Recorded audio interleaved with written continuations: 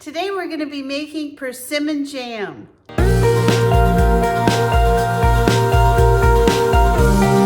So this recipe is super simple.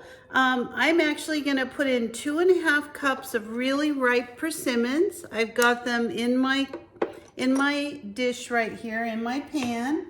To that I'm going to be adding 2 cups of sugar. I'm going to add that. There's 1, 2. All right.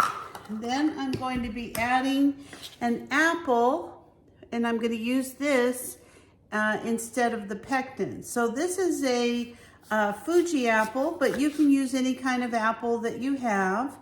I actually grow the Fuji apples, but this one I bought because mine have finished producing apples for the season. So I'm just going to cut this into little tiny pieces. Just make sure you get all of the core out. You don't want any of the seeds or core. And so I'm going to cut this up and put this inside of our jam. Well, put it inside of our persimmons. I guess it's not really jam yet. So little tiny pieces just like this. Then lastly, I'm going to add 1/8 cup of bottled lemon juice. So I'm just going to put this all together and turn it on medium high, and I'm just going to let this cook down. Now, you don't have to worry about, peeling your apples unless you want to, or even your persimmons, as long as your persimmons are nice and ripe. I'm going to use an immersion blender on this as soon as it's been cooking for a little bit. Persimmons are a very, very sweet fruit. If you've never had a persimmon, I recommend giving it a try. There's a couple different kinds of persimmons that you can get, and they're just extremely delicious. So let's let this get cooking, and I'll bring you back and show you what we're going to do with this. It is going to be really good.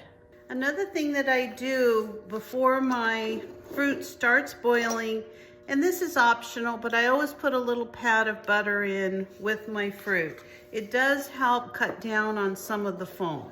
As you see, this is starting to foam up, and so I'm going to run my immersion blender through it, and this will just take a minute. This is just a little tool that I use, so I don't have to take everything out and blend it up in a food processor or anything when it's hot. So let me do this, and I'll be right back.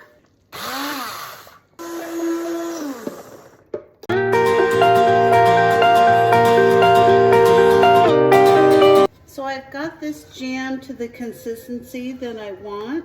So I'm just going to go ahead and ladle it into these hot jars to just 1/4 inch of the top of the jar. It's called 1/4 inch of headspace.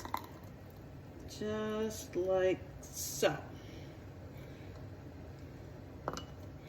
I'm not really going to get a lot of jam. This was only 1/2 of a recipe. I was trying to get enough that I could make a couple of little jars to give away for Christmas presents, and then I wanted a jar just for myself. Now, I can't really eat a ton of jam. I have peach jam and fig jam. I have all kinds of jams. So I just wanted enough that I could enjoy some of this persimmon jam as well.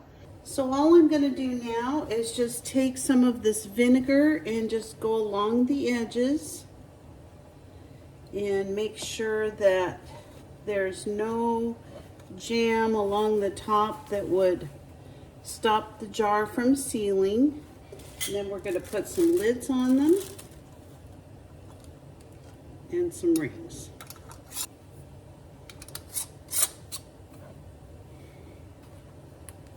All right, and then all we're going to do is put them in the boiling water, and we're going to boil them for 10 minutes. Then we're going to leave the lid off for 5 minutes, and then we'll take them out. So we're going to go ahead and try our new jam. I've got a biscuit here that I'm going to put some of this on and see how we like it. Got a beautiful color. But let's see how the flavor is. Let's give this biscuit a try.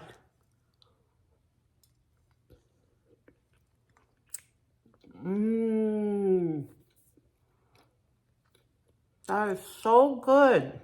Delicious. Mmm. Mmm. Well, I'm going to give 2 of the small ones away. I'm going to keep the big one for myself. So I hope you'll give it a try. If you've got persimmons, this is one of the things you've got to try. Have a good day.